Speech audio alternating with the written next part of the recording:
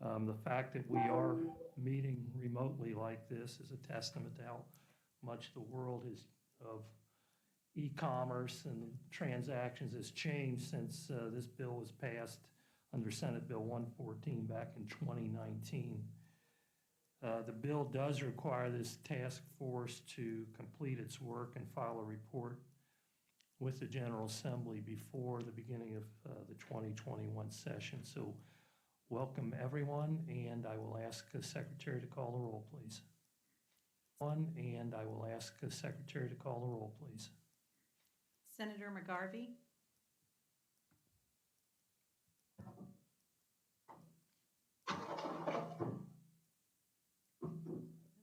Senator West. Representative Hatton. Representative Reed. Here in the room. Don Blevins. Debbie Donnelly. Here. Brent Isley. Russell Ford.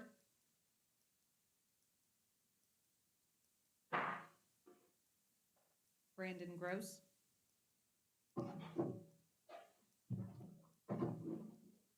Mark Ladd.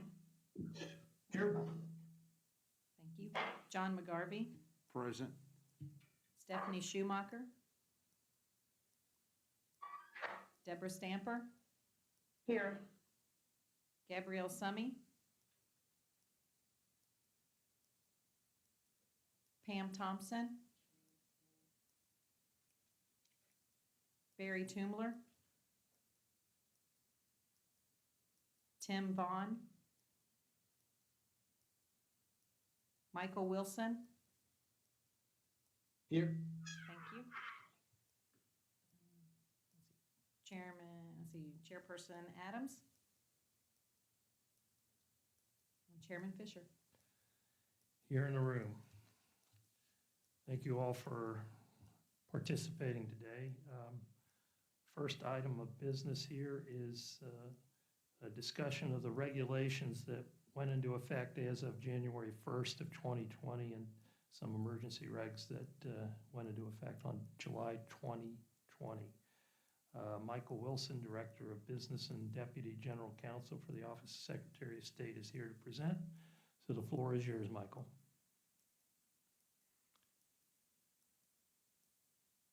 I think you're muted right now.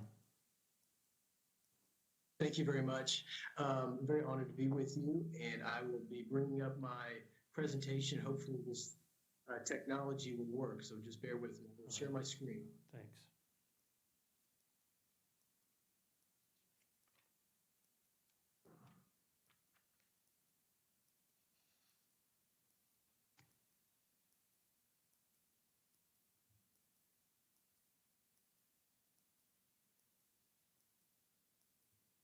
All right, are you all able to see the presentation? It's a blank screen right now.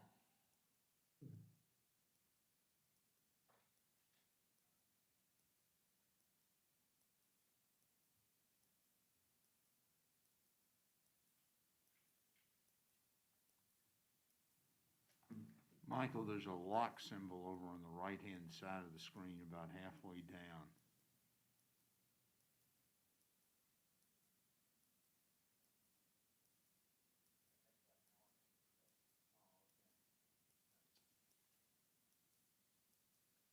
Can we unlock it on our end?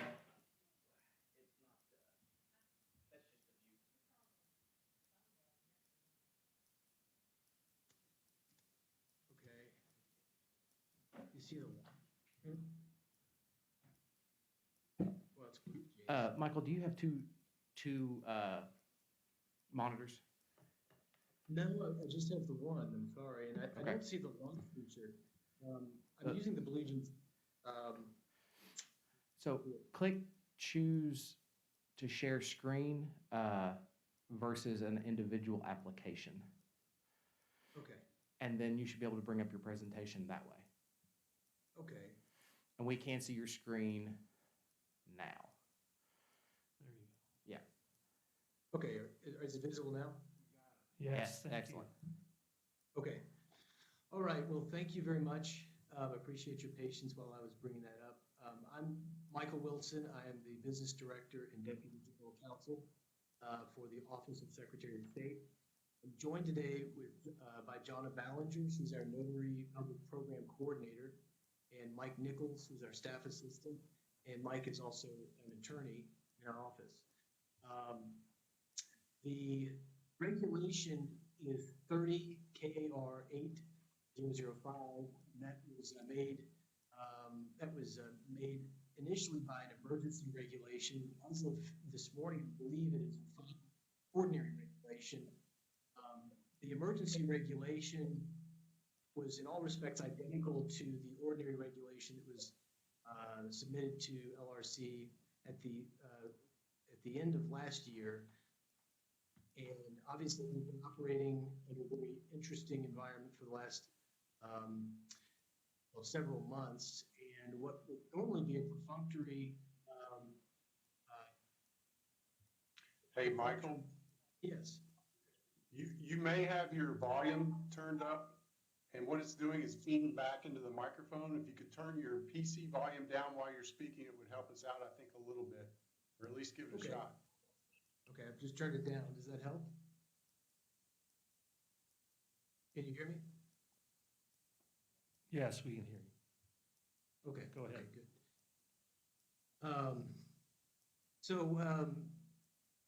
Senate Bill 114 that was enacted last year, of course, authorized many new features to the notarization requirement for certain documents and changed many of the features of notarizations. And our regulation implemented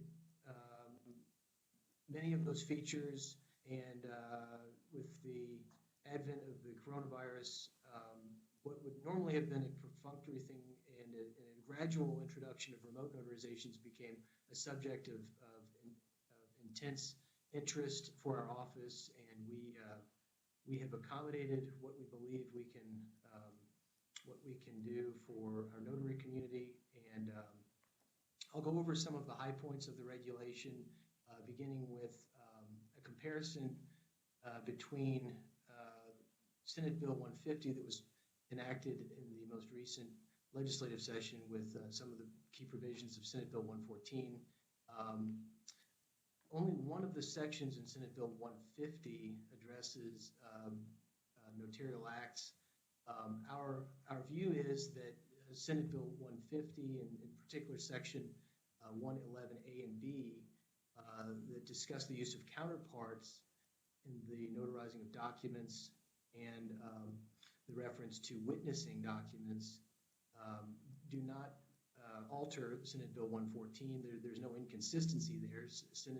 Section 1, subsection 11A and B only really seem to authorize the witnessing of documents, for instance, for wills, the signing of wills, to satisfy the presence requirement.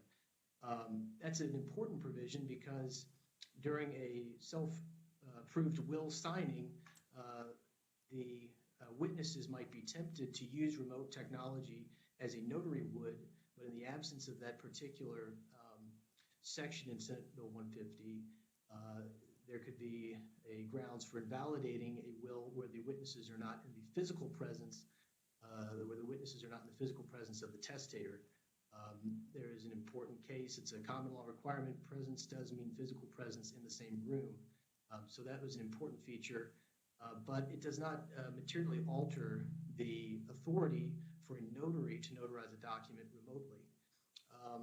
The authority for a remote notarization in Senate Bill 114 appears at KRS 423-455 and other features for remote electronic notarizations throughout Senate Bill 114, which are now codified in other areas. But there is no distinction between originals, duplicates, and counterparts in Senate Bill 114. There does not appear to be any effect on witnessing documents. Obviously, as I mentioned, that's an important feature of certain documents to be formalized, particularly self-proved wills. But That does not affect the notarization requirements there. Senate Bill 114 includes some other provisions, which of course are the subject of this particular task force, the recording of electronic documents. And there are references in 423 to that particular task by county clerks. There are some important features for the recording of an electronic document, a document that's been notarized electronically, and the requirement that a county clerk also can include that a notarized document, electronically notarized document, be reduced to a paper printout and have a separate certificate, and that is in KRS 382-076, which is an important feature of Senate Bill 114. Before I get into the technical requirements, this is a common question that we have received since March, when I mentioned there was a greater interest in remote notarizations due to the social distancing guidelines. What happens if a notary misses one of the technical requirements of a remote notarization? And the answer is found in 423-410, and that operates as a way to say that the technical failure of a remote notarization does not invalidate the notarization itself. It could theoretically subject a notary public to discipline, but it does not invalidate the notarization so long as the person who notarizes the document is actually authorized to perform the notarization. But then the next question is, well, who has the authority to notarize documents? And under 423-310, that answer is a notary public or other notarial officer, and that also extends to county clerks specifically. If a notary tries to notarize a document in which the notary himself or herself has an interest, or a family member has an interest, the notarization is voidable, but is not void, and there is legal distinction to be made there.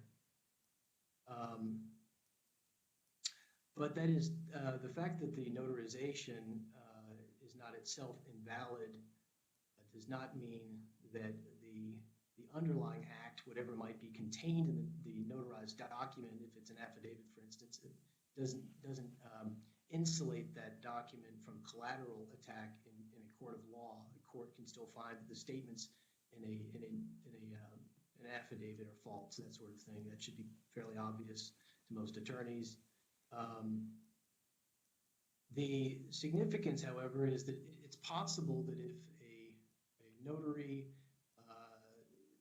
remotely notarizes a document, that if in fact the notary fails to properly identify an individual who would be signing a document, an affidavit, a promissory note, something like that, that if someone is harmed by that act, that there could be liability of the notary for failing to perform the duties related to proper identification, which I'll cover in just a little bit. And we currently require only a $1,000 bond.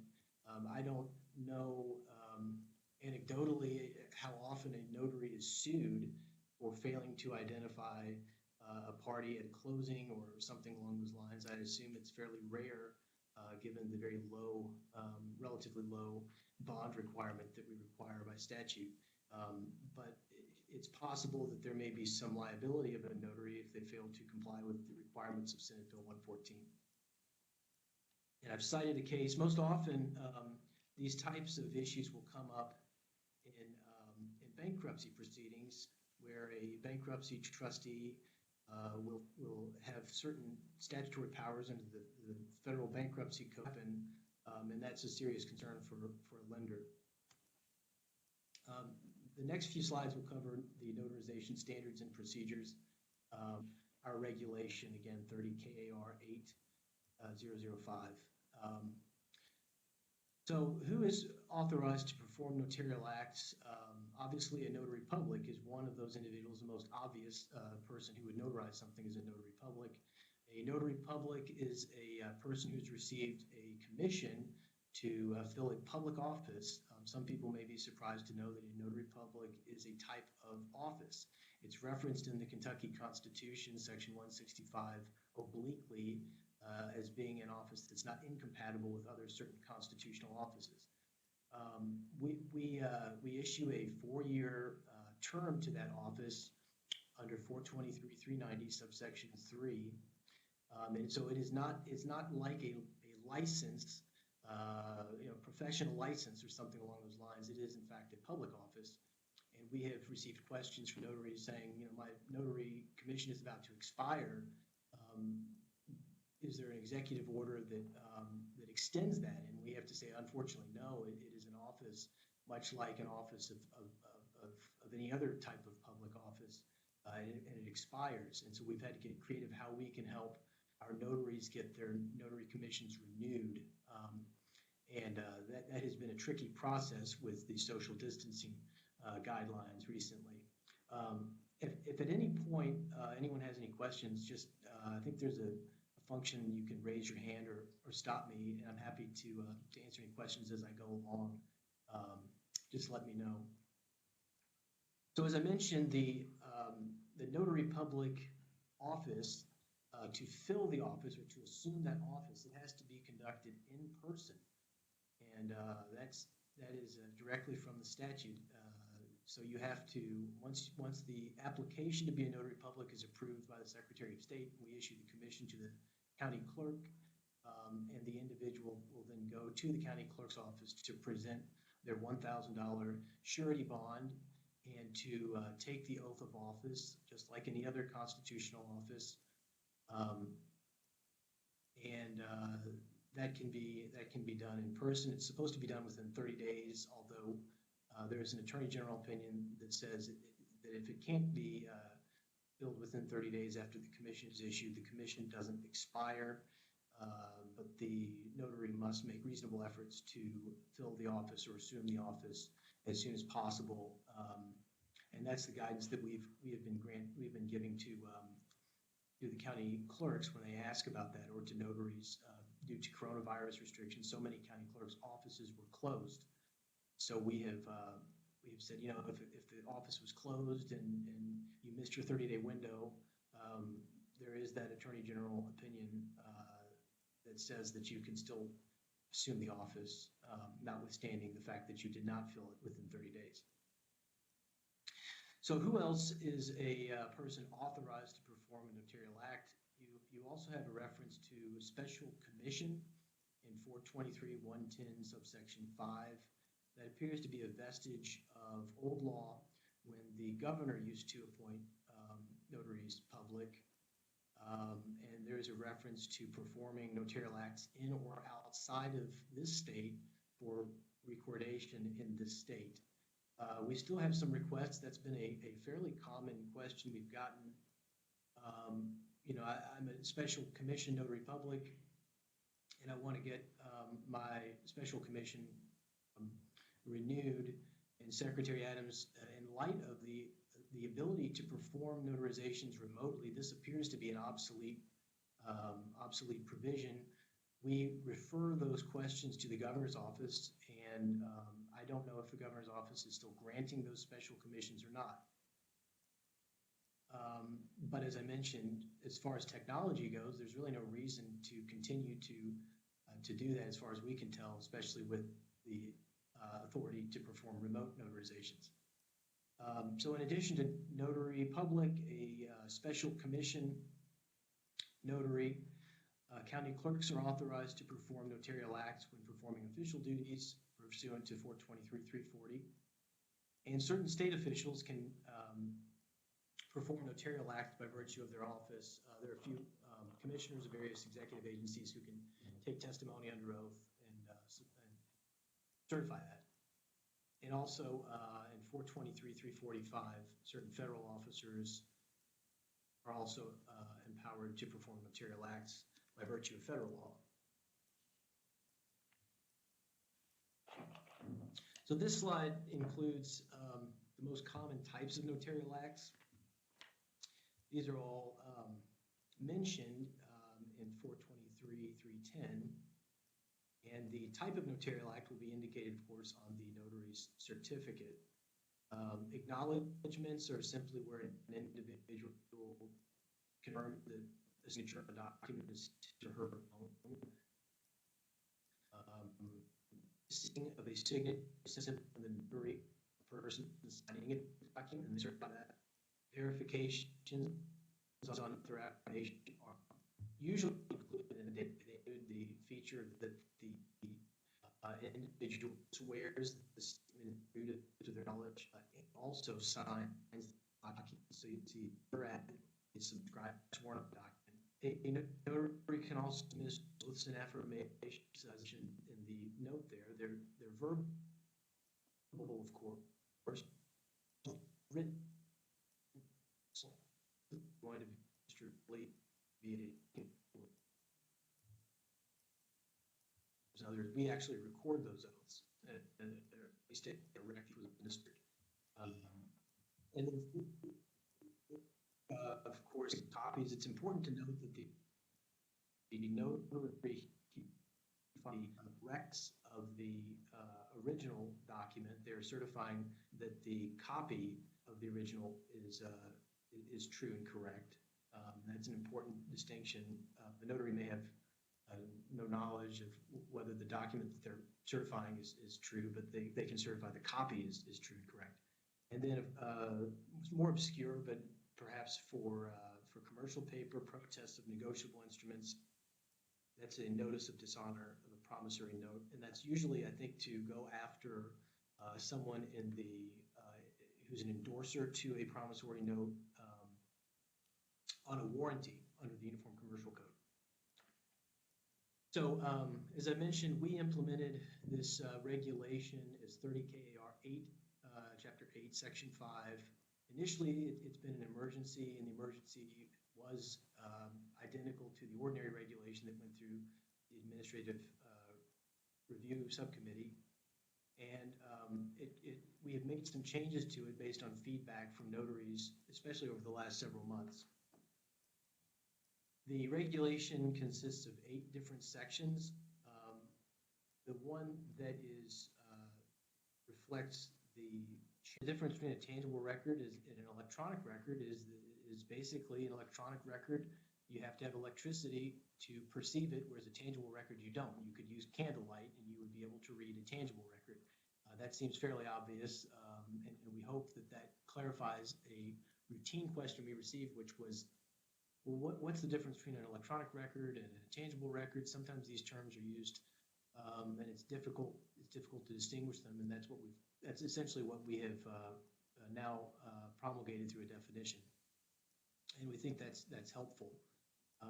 As we have sat around, Mike, Jonna, and I have discussed questions that can be somewhat abstract. For instance, when someone signs a document using an electronic signature pad at a bank, is that a tangible record, or is it an electronic record when it's printed out? And I can give you answers to those, but we'll discuss some of that at length a little bit later. And then finally, Section 8 is notary discipline. As I mentioned, if a notary fails to perform some of the technical requirements of Senate Bill 114, they could theoretically be disciplined. This is a new feature to the Secretary of State's office. In the past, we have not taken discipline against a notary. We still have not done that. Sometimes people will complain, and there is a process now for complaints to be reviewed and investigated. And we have the statutory authority to take notary discipline.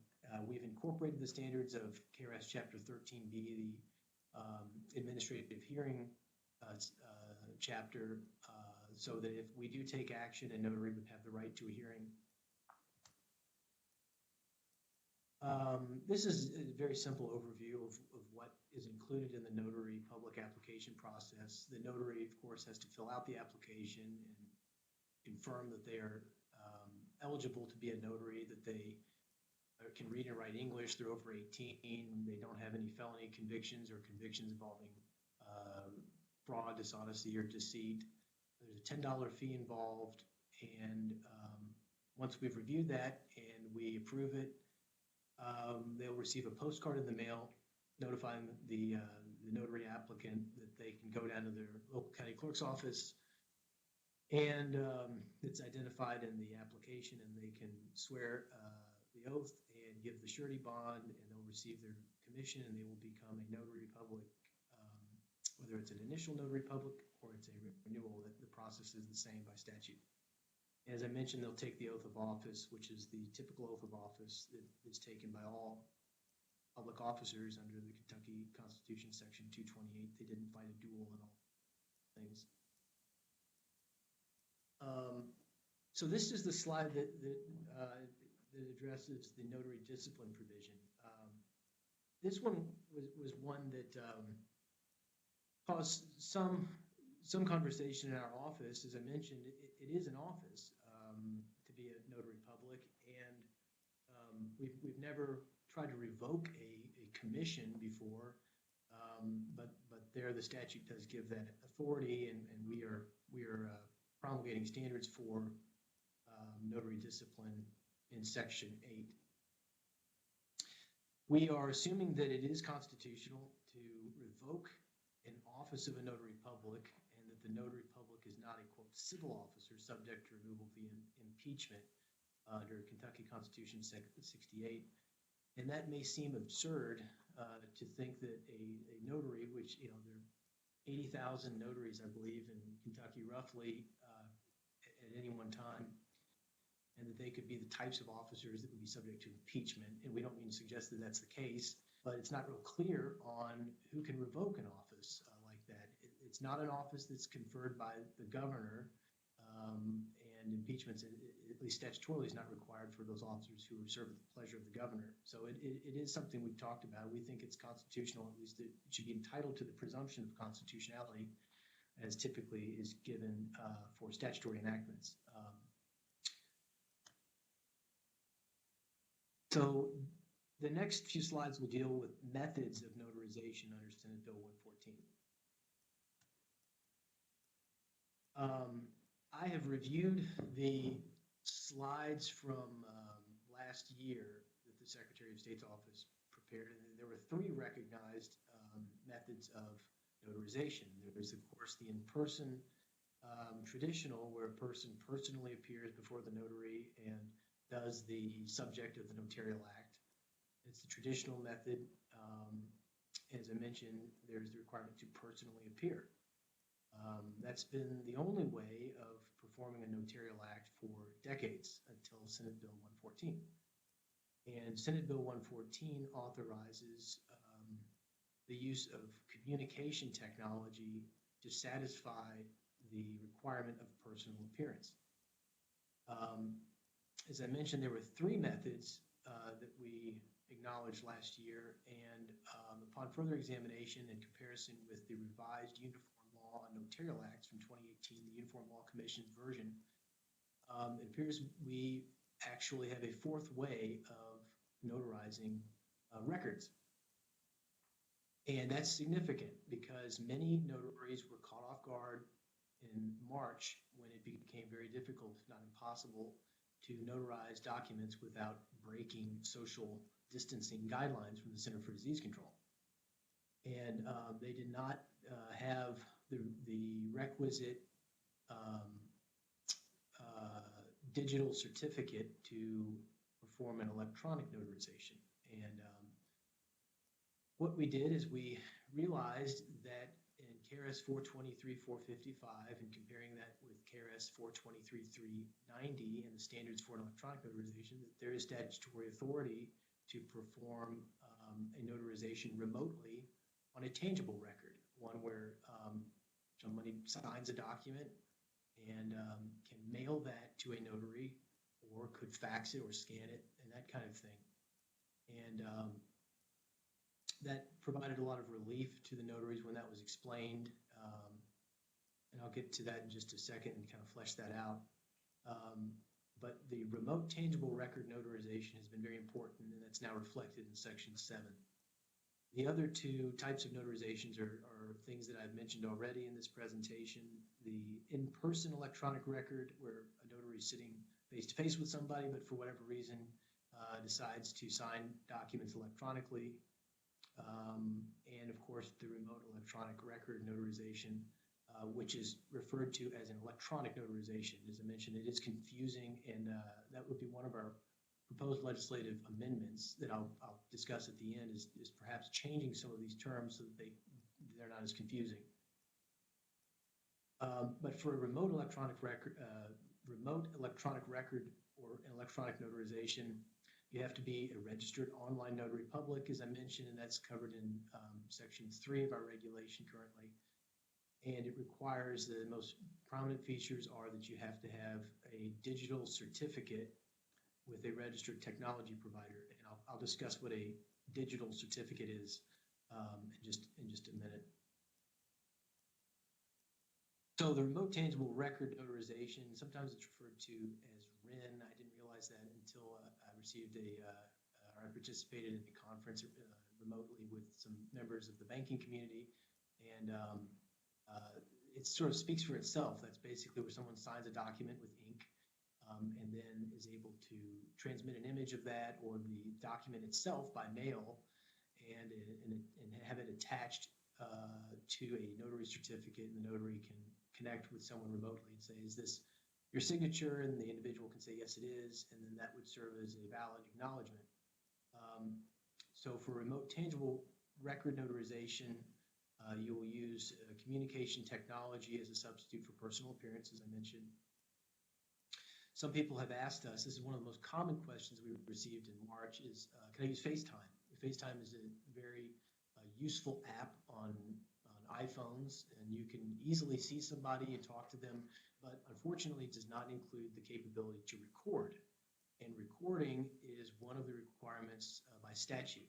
You have to be able to record through audio-visual technology, and you have to unfortunately maintain that for 10 years. And that was the other thing that some notaries are displeased about, is the requirement to maintain that for 10 years. But it serves as evidence that whoever it was that swore something was their signature, later on, if it's questioned, is in fact the person who said it was, said that was their signature. Remote tangible record notarization, or remote ink notarization, is extremely popular. We have approximately 700 notaries public who notified us that they intended to use this, and we're off to the races, so to speak, very quickly. It's very simple. You give us prior notice, you say which platform you're using, and that's all that's essentially required as far as our office goes. There is the record retention requirement for 10 years to maintain an audio-visual recording, and you're supposed to note that you use communication technology in the certificate rather than personally appeared before me. But it's very simple, and a lot of notaries were very appreciative of it. We confirmed the validity publicly of this method because there were so many questions about it on March 27th in a press release. And as I've mentioned multiple times now, it appears in Section 7, where we've acknowledged the use of remote tangible record notarization. The statutory term tangible record is now defined in Section 1 of the regulation. If you have it in front of you, you can see it very easily, very simple. It basically includes duplicates of an original that do not require electricity. It's basically well, I'll just read it if people don't have it.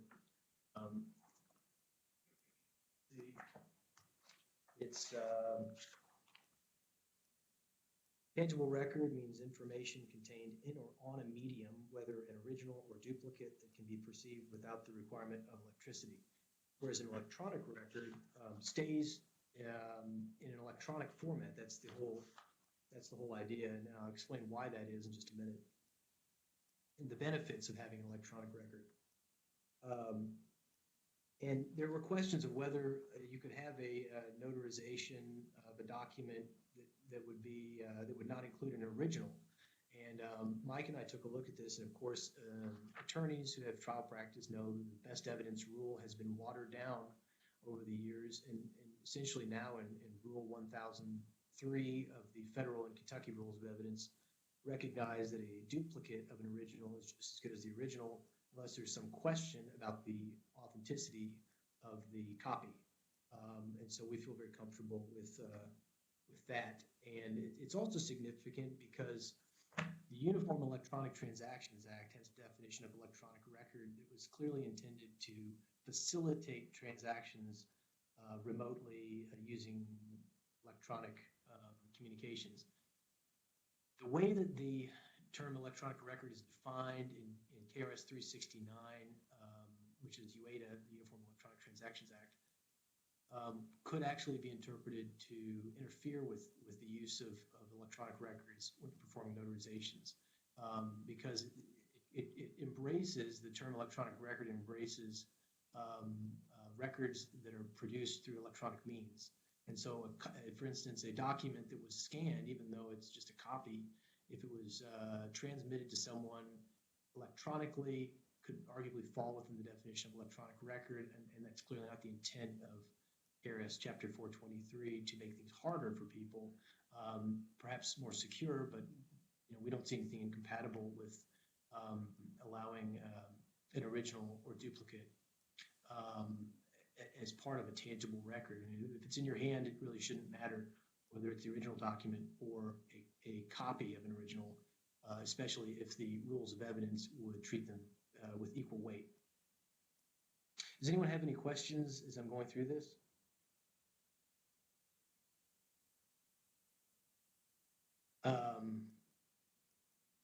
The next slide deals with the registration to perform notarial acts with respect to electronic records. Of course, this is required for both in-person electronic and remote electronic notarizations. The main feature in the registration process is the notary's digital certificate. This has probably caused the most delay and the most frustration and most questions throughout this process when notaries have said, I want to be able to do an electronic notarization. Here is my electronic signature, and here is my certificate that's attached. And we find it's a copy of the notary's commission certificate. And a digital certificate is not a copy of the commission certificate, nor is it a scanned copy of a sample notary certificate that would be attached to a document or record. A digital certificate, at least as we've defined it and is contemplated by the statute, is an electronic record issued by a third-party certificate authority which certifies the ownership of a public key, rendering an electronic document as tamper evident. And the list of third-party certificate authorities that are United States based, and there are some around the world, but these are basically third parties that can verify the ownership of a public key using a private key. So it's basically a cryptographic method of assuring the identity of an individual who has a certificate. And Adobe, of course, the famous software maker, keeps a list of their approved trust list members. Ironically, Adobe itself, even though it issues digital certificates, is not on their own list. Adobe does issue digital certificates. If you have Adobe Pro or something, you can have a digital certificate, but it's considered self-signed. And because it's self-signed, it can't be authenticated by a third party. But these are the third-party certificate authorities that can validate digital certificates that notaries use, and they're doing an electronic notarization. These are the origin, and I'll show you a copy of a sample where you can kind of see the information on one of these. Just bear with me 1 second. I'm going to exit the screen.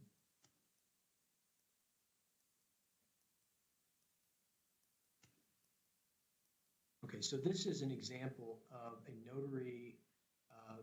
It actually includes two different things. It includes the stamp, which is voluntary under Senate Bill 114. You don't have to have a stamp, but a lot of people like them. They look more official. And you can see that there is in that little box, it says valid signature. And so Adobe is recognizing that this is a valid signature. Up here, you can see it says signed and all signatures are valid. This treats the stamp as its own electronic signature, and as well as a sample of the electronic signature itself, the facsimile signature most people would consider to be an actual signature. And if you click on it, you can see that it states, again, the signature is valid. It's signed by Pavaso. Pavaso is one of the technology providers. It also states that the document has not been modified since the signature was applied, and the signature's identity is valid. And you can actually go into the signature properties and you can get a lot more information. Some of this information is well beyond our particular knowledge, but you can get into some of the advanced properties of it.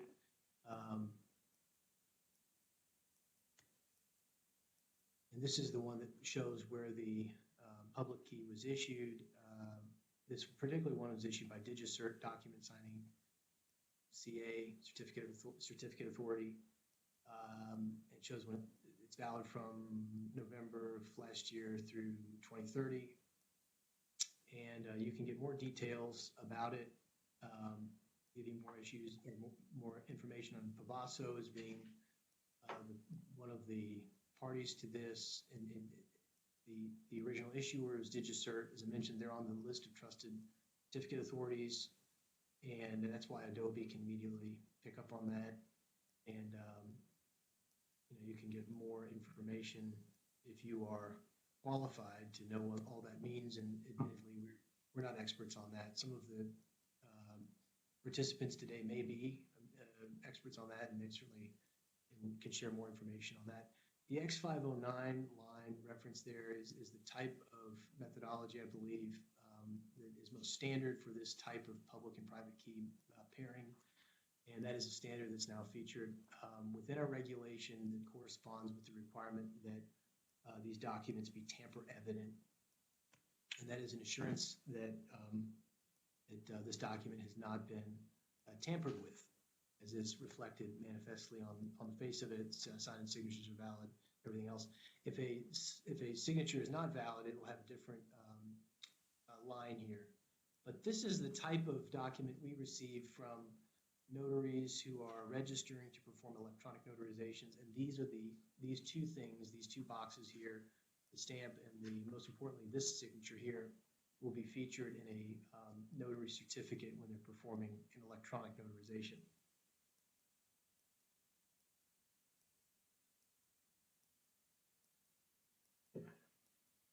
Michael, while you're transitioning back there, a quick question. This is Mark Ladd from Simplifile. On that example that you just showed, the digital certificate was registered to Pavaso and not necessarily the individual notary. Was I seeing that correctly? And that's a very common way that it's done. I was just wanting to clarify. I think that's probably correct, Mark. That particular, another look at the, see.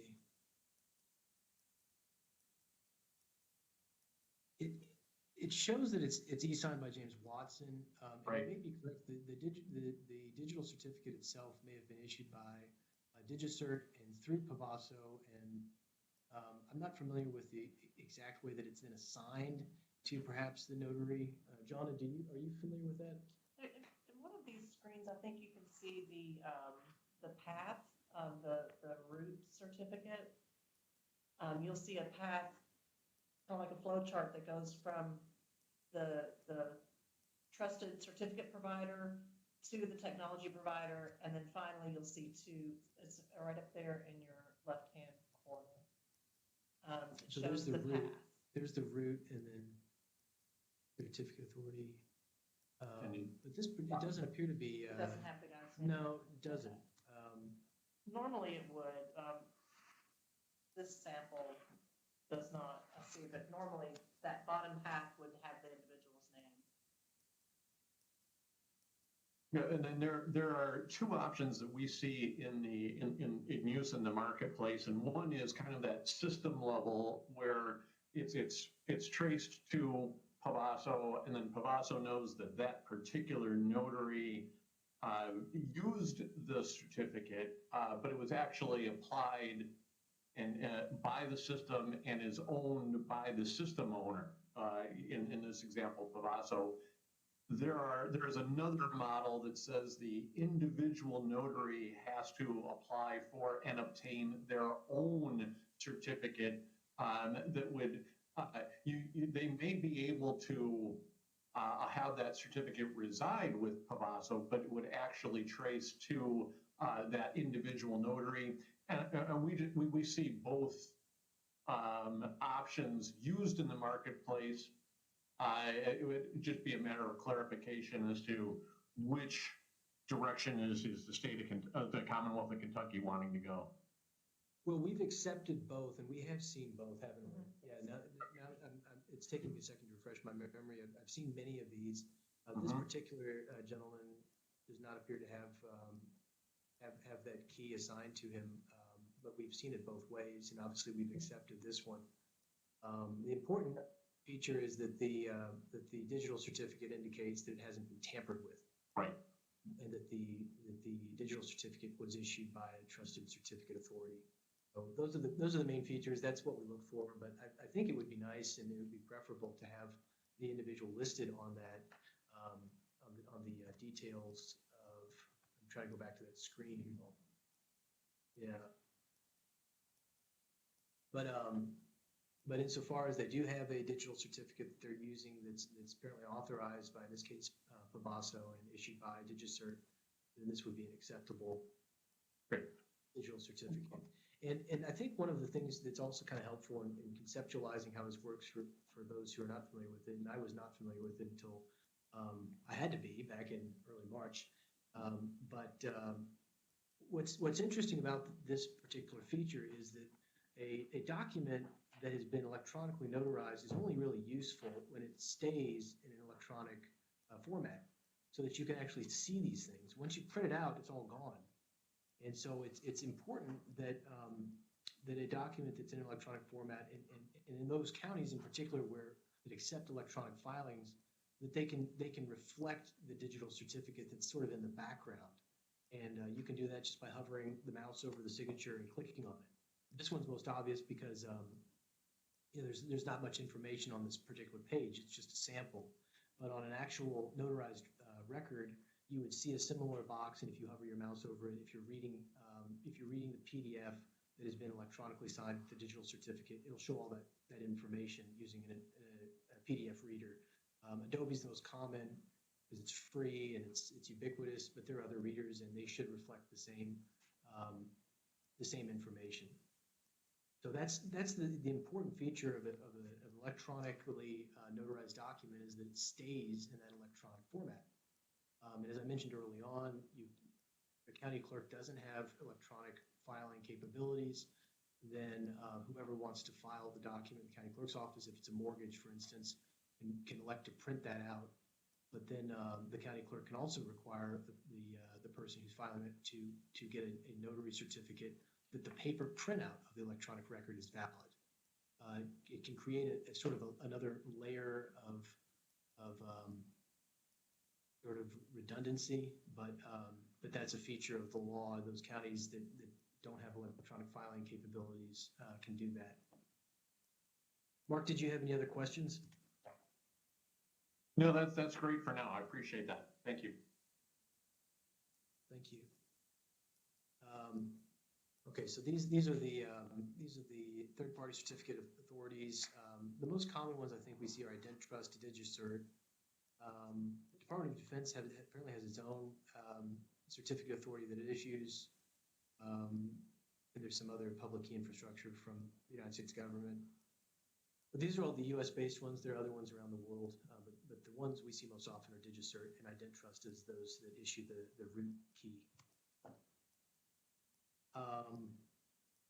So this is an explanation, this slide is an explanation of the standards for performing notarial acts with respect to electronic records, and also the remote electronic notarization or electronic notarization. Standards are included in sections 4 and 5 of the regulation. The requirements of section 4 are common to both in-person and remote electronic record notarization. As I mentioned, electronic notarization is a subset of notarial acts performed with respect to electronic records. Both require the use of the tamper-evident technology, which we have interpreted and now promulgated standards for using the digital certificate requirements in the X509 technology. Section 5 is specific only to electronic notarizations, and that is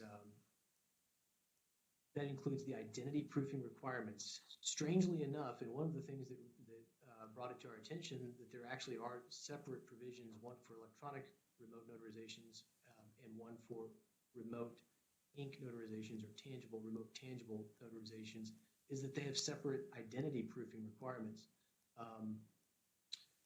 The identity proofing requirements that are applicable to electronic notarizations are in Section 5, and those are derived from KRS 423-325C. The electronic notarizations, as I mentioned, those are the preferred method for most title companies and mortgage companies, I believe. Somebody can correct me if I'm wrong, but that's sort of what we understand.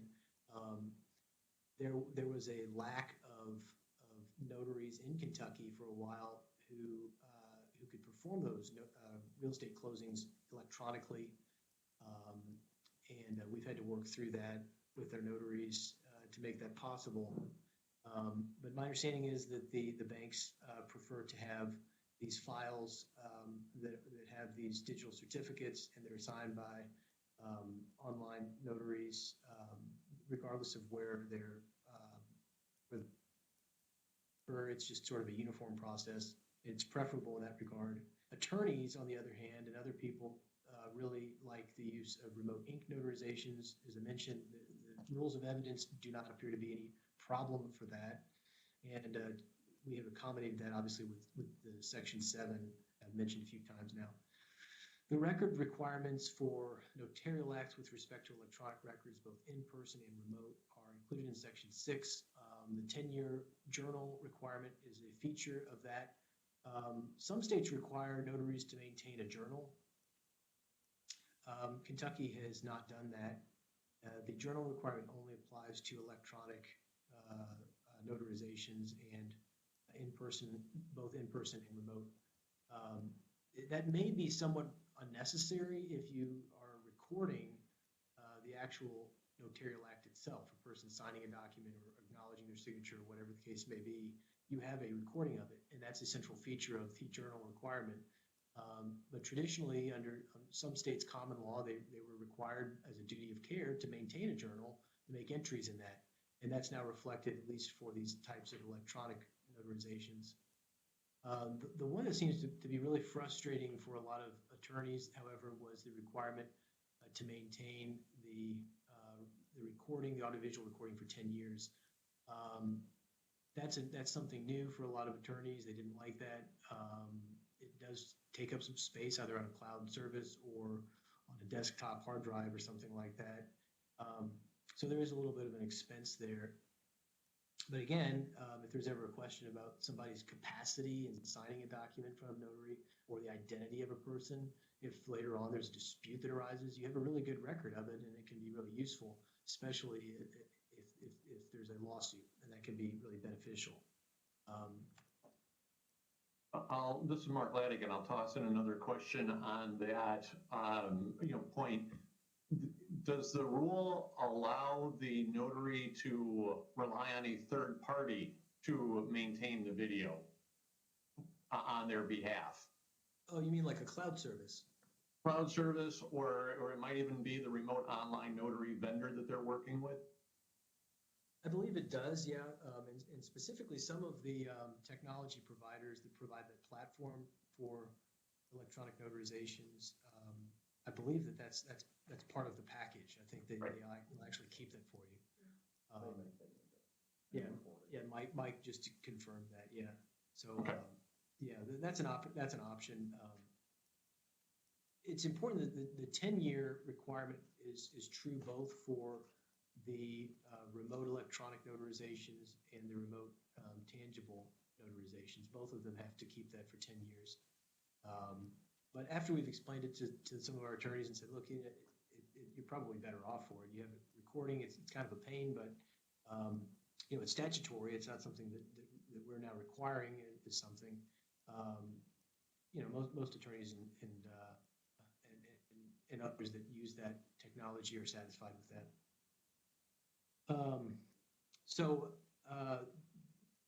This is a comparison. As I mentioned, there are actually two different standards for the identification of a remotely located individual.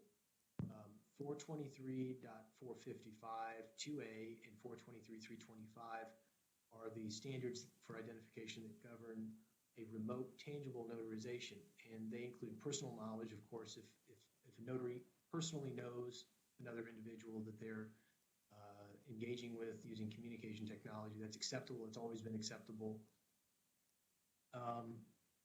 The one that's somewhat curious is the oath or affirmation of a credible witness. A credible witness is a term that does not have a definition. It's not clear exactly who would be a credible witness, but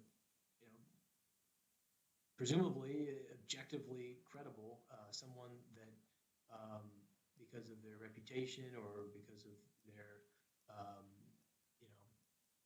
not real clear, but that would be an acceptable means if somebody essentially vouches for somebody else, who would be the individual that's the subject of the notarial act. And then, of course, it relates back to if you don't have personal knowledge and you don't have a credible witness who will take an oath and swear someone is who they say they are, then there are two or more identity proofing processes that are described in 423.325, which are incorporated into Section 5, subsection 4 of our regulation. The requirements for identification of a remote electronic notarization are very similar, except there is no opportunity to use a credible witness. That's a distinction between the remote tangible notarization, electronic notarization, and presumably a remote electronic notarization could be for a complete stranger more often than someone who is using Zoom to notarize something for someone they know in a pinch. The remote electronic notarization identification requirements are, of course, again, personal knowledge. If the notary knows the individual who is the subject of the notarial act, or satisfactory evidence, which is defined as government ID with a photo and signature.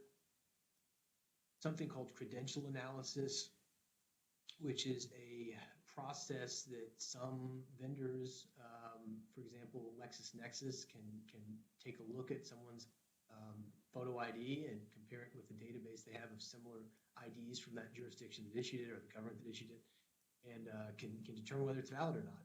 They have very sophisticated software, and they have somewhat shocking records on virtually every person, and they can figure out if you are who you say you are. The last type of specifically mentioned satisfactory evidence is something called dynamic knowledge-based authentication assessment, which is a mouthful, but basically what it amounts to is a pop quiz on yourself. What street did you grow up on? What's your mother's maiden name? That sort of thing. And we have created standards for what it is allowable, how many questions you can miss. And that might seem silly, but I'll tell you this, that in our experience talking to some of our notaries who are realtors, especially with older clients, they may have forgotten which street they grew up on or where they lived in the second grade or something like that. And that can be frustrating because if you miss so many questions and you fail your dynamic knowledge-based authentication assessment, you can get locked out and the closing cannot proceed. And so that has been a challenge. I haven't heard of an example when that's actually happened and the closing was not able to occur, even though there was no doubt that the individual who failed their own assessment was who they say they were. But that is a possibility, and that's just kind of an unfortunate side effect of the security that's been included in this statute. The final method of identification is the use of the public key, and that would be where an individual, not the notary, an individual has their own digital certificate. And that's fairly uncommon, although, for consumer real estate closings and things like that, most people are not going to have their own digital certificate. But for a routine practice of some kind and in commercial transactions, it's entirely possible that someone would have a digital key and could just use that rather than having to show their ID and go through a pop quiz on their childhood. These are an exhaustive list of the currently approved technology providers. Many of you are familiar with them because some of you actually work for them. NotaryCam, DocVerify. DocVerify was the first platform that authorized notaries to use without restrictions and conditions. A notary could use that sort of as plug-and-play technology. Some of the other notary technology providers have loosened some of the restrictions on the use of their platform. But DocVerify was the first one to make it available for anybody, any notary, I should say, not anybody, but any notary who wanted to use it. And I think there are nine to choose from. Yeah, and we have two more pending applications. So these are some of the issues that we kind of see out there on the horizon. Let me go back. I think I've got one of my slides out of order. I apologize.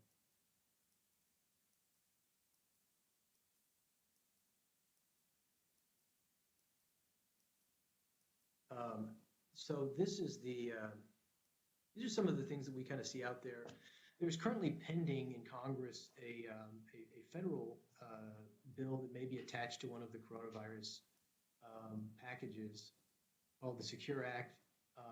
Some of the features would temporarily federalize notarizations that are conducted in interstate commerce. A lot of attorneys know that there are very few limitations on the reach of interstate commerce, so this could affect virtually any notarization, especially as it relates to any type of financial transaction. It would preempt state notary law to the contrary during the federally declared state of emergency from coronavirus. And that is somewhat of a concern to us because the office of a notary public, again, is a creature of state law. And there are certain limitations on Congress's ability to require things of state officers that are purely a matter of state law. And even though state officers perform important functions, in this case, notarizing documents used in commercial transactions that are part of interstate commerce, there are some questions. And as I mentioned, some of these things could come up in bankruptcy proceedings. Adversary proceedings brought by bankruptcy trustees to avoid certain liens and mortgages on property, and in avoiding those security interests can recover more assets for the benefit of creditors and distribute that during a bankruptcy case. One of the things that's somewhat odd is that federal law would require the use of stamps. Kentucky law expressly says stamps are voluntary, and it's quite possible that if a notary notarized a document, if the Secure Act were enacted by Congress, there would be a question over the validity of an otherwise perfectly acceptable notarization that omitted a stamp, because a notary is not required to use a stamp under state law.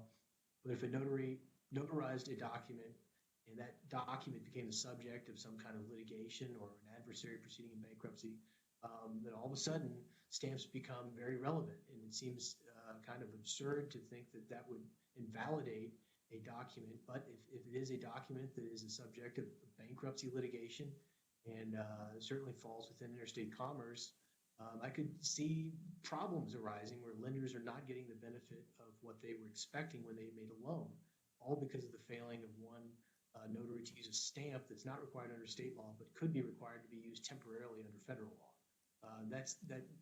That could create a lot of headaches for a lot of people, and that's certainly something that people should be aware of, and notaries should be aware of as well. So these are some of our suggestions. These are the most basic ones that kind of have jumped out to us that we would recommend in any type of legislative amendment. The first thing we would probably recommend is just to change the term electronic notarization. it's confusing because you could assume that an electronic notarization refers to a notarization of an electronic record both in person and remotely, but in fact, it actually refers to a notarization of an electronic record only remotely using technology to do that. And of course, we would also recommend the replacement of that term and the term initial online notarial act, which appears only once in 423 with the term remote electronic notarization. We think that makes it a lot more clear what you're talking about. And we would also change the term notarial act with respect to electronic records to in-person electronic notarization to kind of pair it with its counterpart for remote electronic notarization and define that accordingly. We would also recommend to repeal the Uniform Acknowledgements Act. That now appears to be redundant to the rest of Senate Bill 114. Acknowledgements are already covered, and it's not necessary to still have those sections. And we would also recommend repealing 423.110, which is the section that's sort of a vestige of old notary law that refers to the recognition of notarial acts performed outside of Kentucky. It's now obsolete by 423, 345, and 350, which discuss the exact same thing. I think that may have been an oversight, but certainly something that we could use to clean up the chapter 423 going forward in another legislative session. Does anybody have any questions for us? Hey, Michael, Don Blevins, Fayette County Clerk. Couple things. We did revoke a notary. It's been enough years ago, I don't even remember all the exact circumstances. We caught a young lady red-handed fraudulently forging signatures and had her notary revoked for the first time. And then on top of that, we actually went after and got the guy's bond too. That was kind of a sweet victory here locally. I just thought you'd like to know that.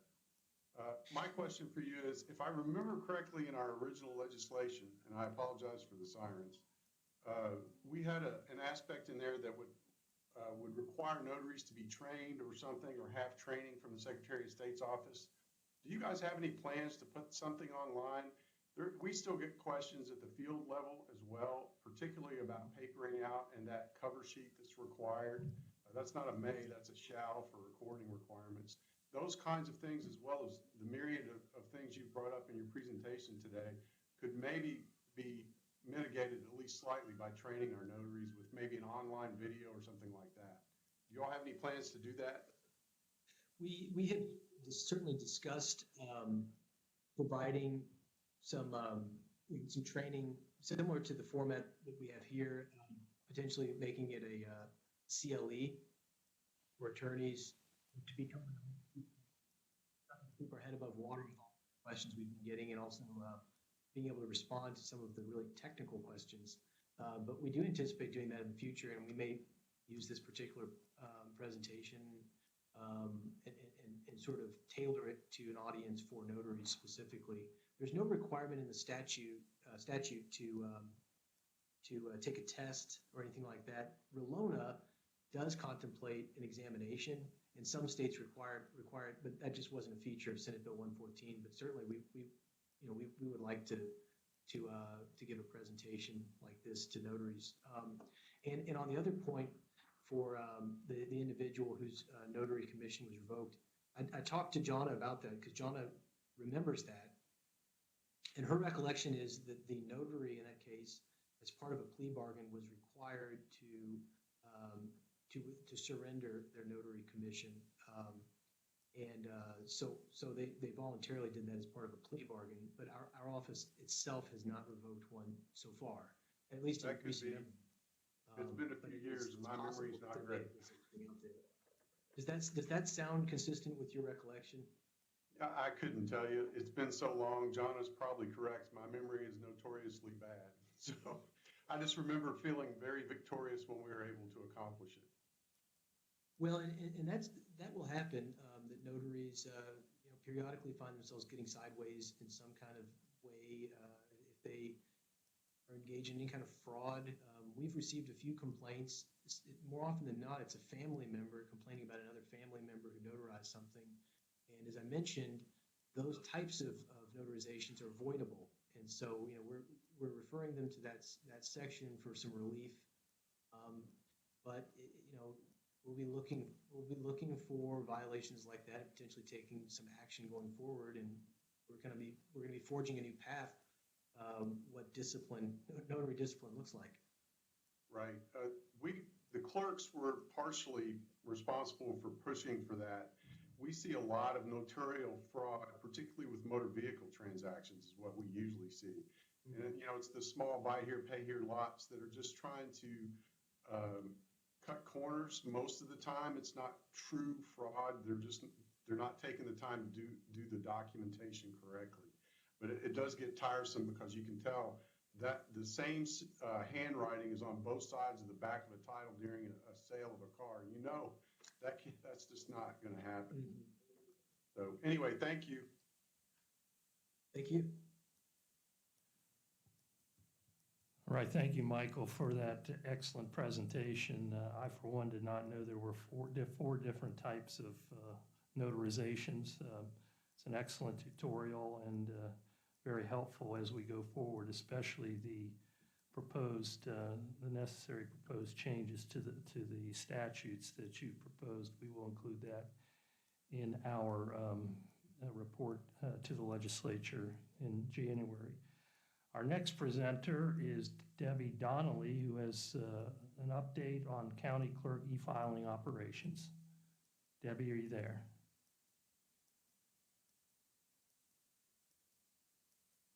Yes, Well, welcome. thank you. I had a presentation. Can that be brought up, please?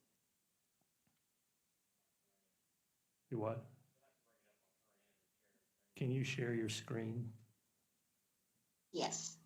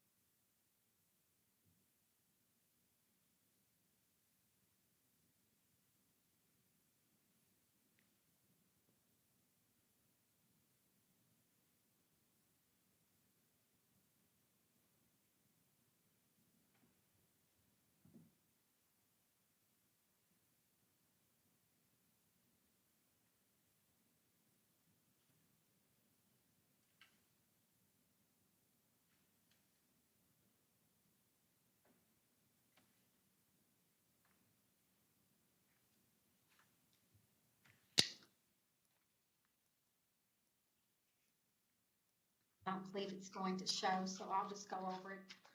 I know I sent the presentation to, For the members, all the presentations are on the Judiciary Committee site. You can pull all those documents up. I'll just go over this for everyone else then. In Hardin County, we started e-recording January the 3rd, 2020. And can you all hear me good enough? Yes, we can, thanks. Okay. And prior to the first e-recording, you have to follow steps to be completed. You have to sign MOU agreements with the vendors. And the vendors that we chose to sign with was Simplifile, EPN, and CSC. And then you have to set up your ACH payment deposit agreements, and those were completed with three vendors. Then we signed an agreement with our own recording software, which is COT Systems. Then our COT Systems updated our recording software to allow e-recording, and that has to be done. And then you have to have your IT security updated also. In your documents, what happens is they appear in a queue, and you choose those packages to open, and then the transaction screen will appear along with the images of the document. Now, you can either accept it and process the document, or you reject the document. And if rejected, then it's returned to the vendor. And if accepted, then we finish indexing and release that to the public. And then about 6 p.m. each night, our ACH payment is deposited into our checking account. And the vendor will email the detailed banking report, which I sent you all a copy of our banking report, just so you could see that. And it's really worked well. We've really been pleased with the e-recording, and honestly, since this pandemic, it's really been helpful. We have a lot of local attorneys that have been e-filing also. Now, what we did also is to show you through our Cox systems that we have our daily detailed receipts report. You have that in front of you, and it gives you a breakdown of how many checks, your cash payments, your receipt totals, and excuse me, your credit cards, and then your e-recording, what you're supposed to have. So you have a check and balance of what you should be receiving in your checking account that night from the vendors. And electronic notarization on e-recorded documents, you can see that in Michael Wilson, he did an excellent presentation with the notarization of the electronic notarizations on your e-recorded documents. And what I gave you an example too also is the e-recorded document. You have to put that on the label on your first page of the document. And then on your, this turn here.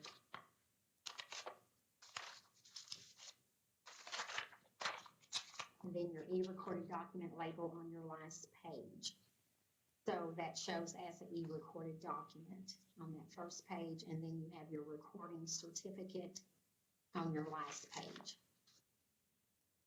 We also have a rejection document that we send back if we reject a document for any reason, and it could be like the grantor's mailing address, which has to be on a document, grantee's mailing address, your back references, has to be notarized if it's missing any signatures, consideration certificate, the legal description. The law requires all these to be on a document to be recorded. So if anything is missing that's required by law, that is rejected and sent back to the vendor, which in turn sends that back to the submitter, and the submitter fixes the document, and then they send back to the vendor, and the vendor will send back to the county clerk's office. And it's, like I said, it's really gone well in Hardin County, and with this pandemic, it's even, like I said, our local attorneys are using this more and more, and we're hoping that we can get more out-of-state companies that FedEx in and or UPS to get on board too. We have some companies that have, but overall, I think this is the best thing that county clerk's offices could have done, and the legislators with passing Senate Bill 114. I just want to thank you all for doing that, because you've made that easier for individuals, companies to submit their documents and be recorded. And ACH is wonderful. Of course, we've done that for years on our vehicle side. So now that we can do that on our real estate side is just a plus for us. But if you have any questions, we, like I said, it's really gone well here in Hardin County, and I know that more counties are getting on board. And they were going to start, I believe, in March, but with the pandemic, some of them put off starting the e-recordings, but more will follow suit here soon. And Dawn, I believe, have you started the e-filings? We have not, and I'm missing out on the boat, not just on the front end like you're talking about. The other thing that the COVID crisis has exposed to my office is I would really like to be able to give copies out online and be paid for them, similar to what a lot of the small counties are already doing. But I don't have that capability either, and that would have prevented a lot of people needing to come into the office. So I'm very much looking forward to it, but it's probably going to be after the November election. We're going to be a little busy, as you know. Yes, you're absolutely right. Everything's falling at one time for us, including tax bills. We've got to get tax bills out, so we've got a lot going on at the county clerk's offices right now. So this is a win-win situation, and like I said, more clerk's offices will be getting on board here soon. So again, I want to thank the legislators for passing this law and for all your help. Debbie, this is Deborah Stamper. If I could make a comment about your comments. First of all, I really appreciate them. I'm with the Kentucky Bankers Association.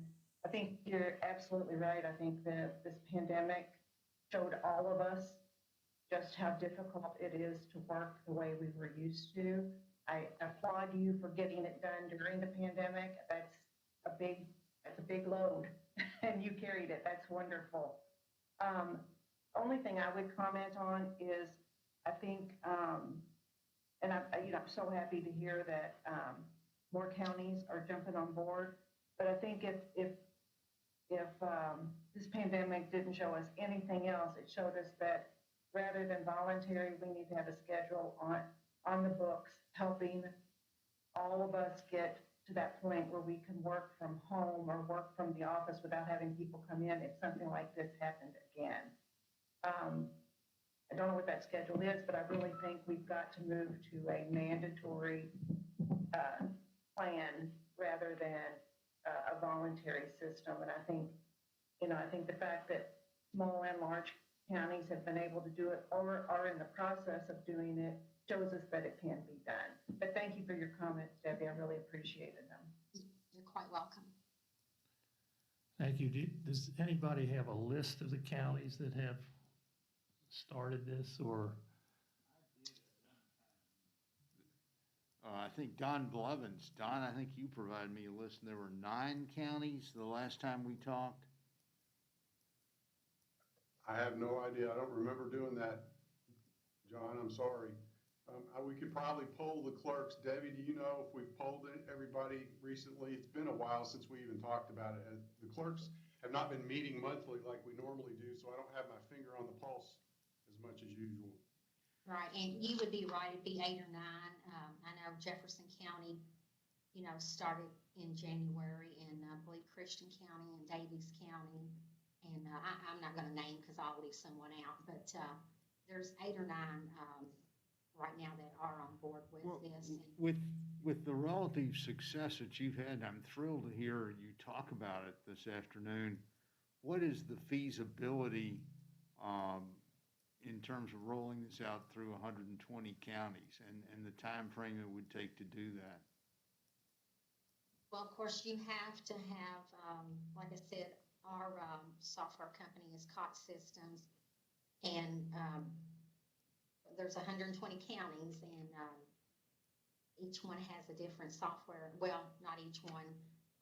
You have different software vendors. So I would say, and Don, I believe you'd agree with me, if you have a vendor, you're already set up to do that, because all ours had to do was just turn that on for us, and it was easy.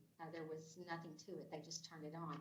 Now, granted, they had been, other states had gone through COT Systems before, so they had already been doing this for several years. So, but I don't believe that there's a system out there that cannot handle this. And they did give presentations at one of our clerks meetings last year, and every single one of them can do this.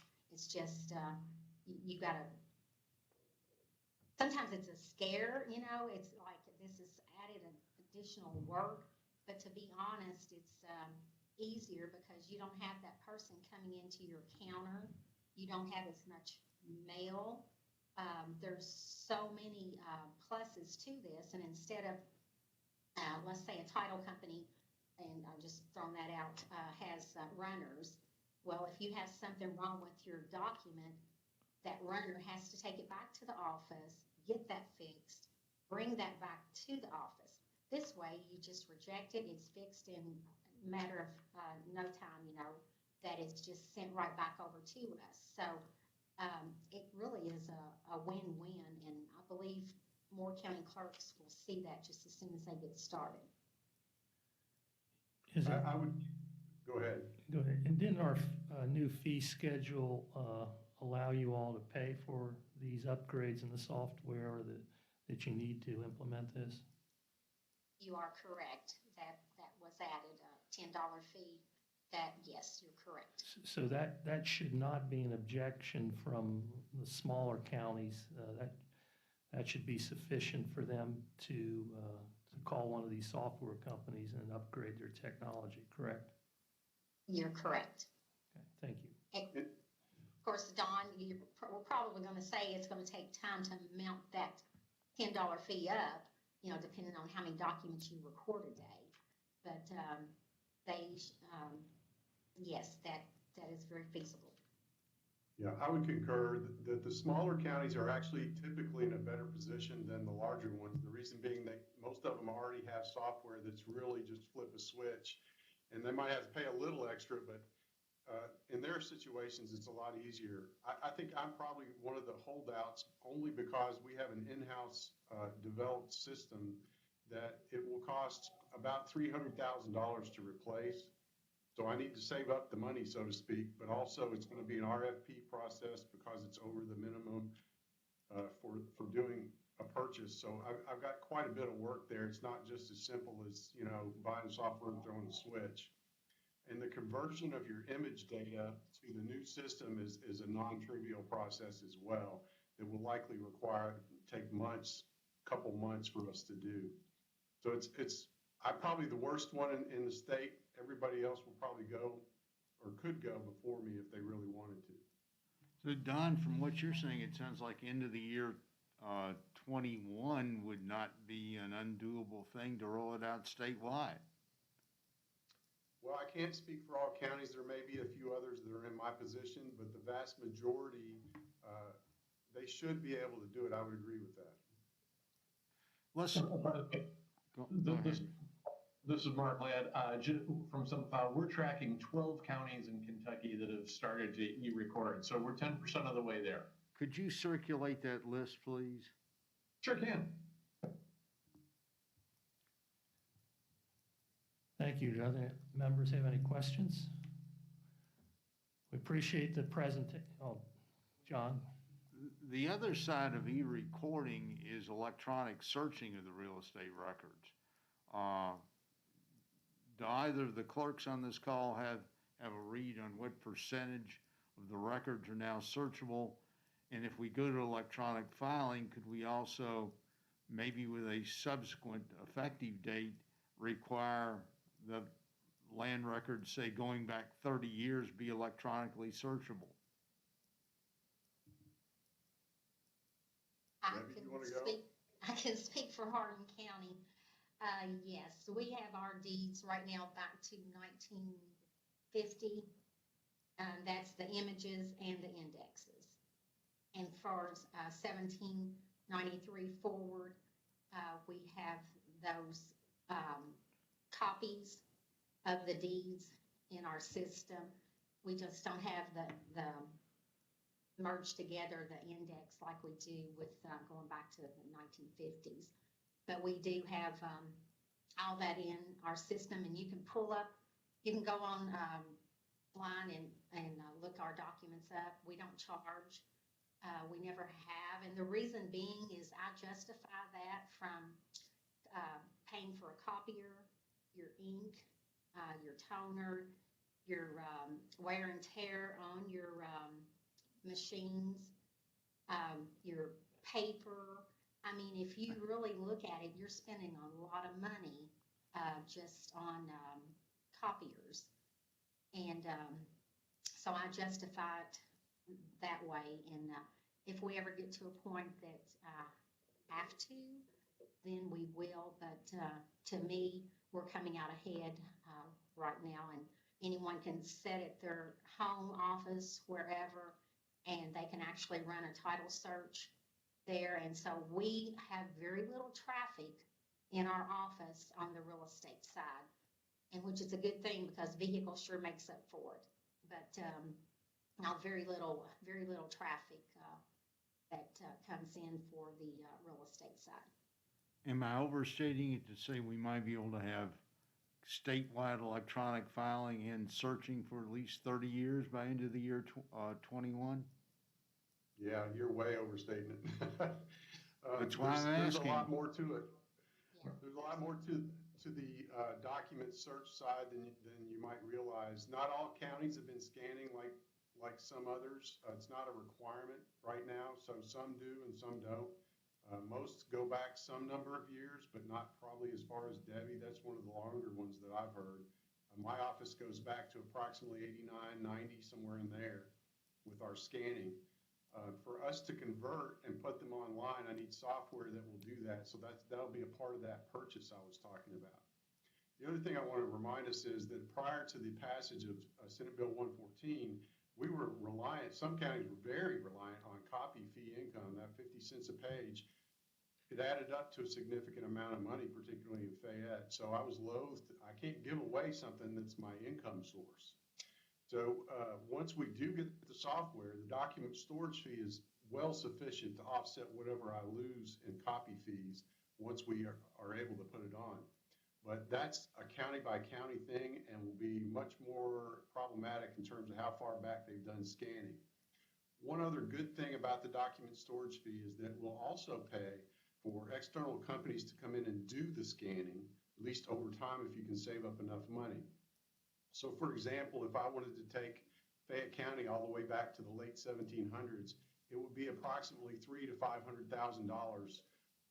That's money estimates from about 2 years ago, so it might be a little bit north of that now. But it's real money to go back and do that just by hiring somebody to do it for you.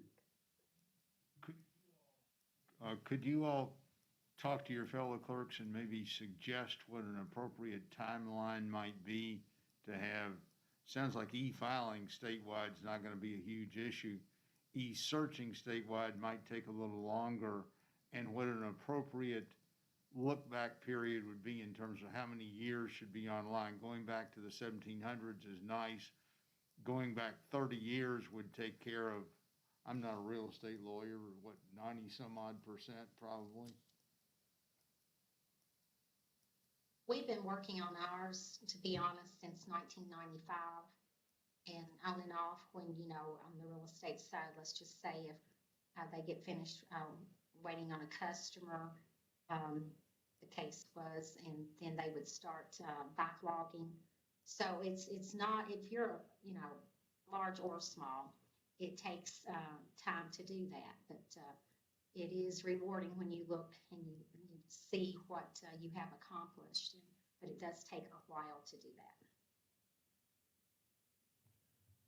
Well, we thank you all for the information provided to be useful for our report that we will develop and allow our members to weigh in on when we've developed that plan going forward. So unless there's any other business, this meeting is adjourned. Thank you. Thanks, everyone.